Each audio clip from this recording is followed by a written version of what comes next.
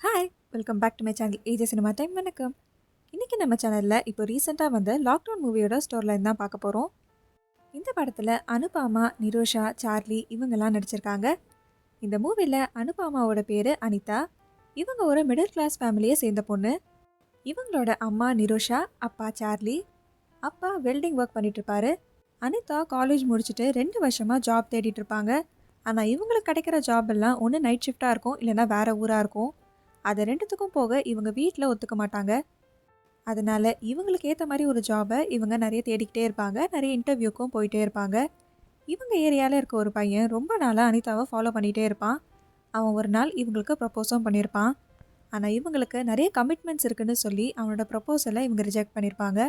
இதெல்லாம் ஒரு பக்கம் நடந்துட்டுருக்க, சார்லி ஒர்க் பண்ணிகிட்டு இருக்க கம்பெனியோட ஓனர் பொண்ணு மெடிசன் படிச்சுட்டு இருப்பாங்க.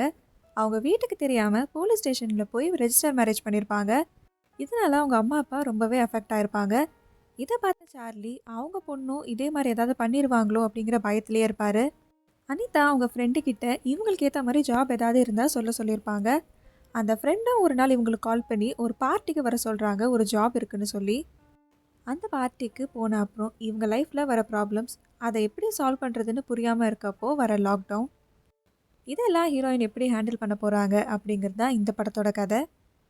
இந்த மாதிரி மூவிஸோட ஸ்டோரிலைன் பற்றி தெரிஞ்சுக்க நம்ம சேனலை சப்ஸ்கிரைப் பண்ணிவிடுங்க. பக்கத்தில் இருக்க பெல் ஐக்கானை கிளிக் பண்ணிவிடுங்க.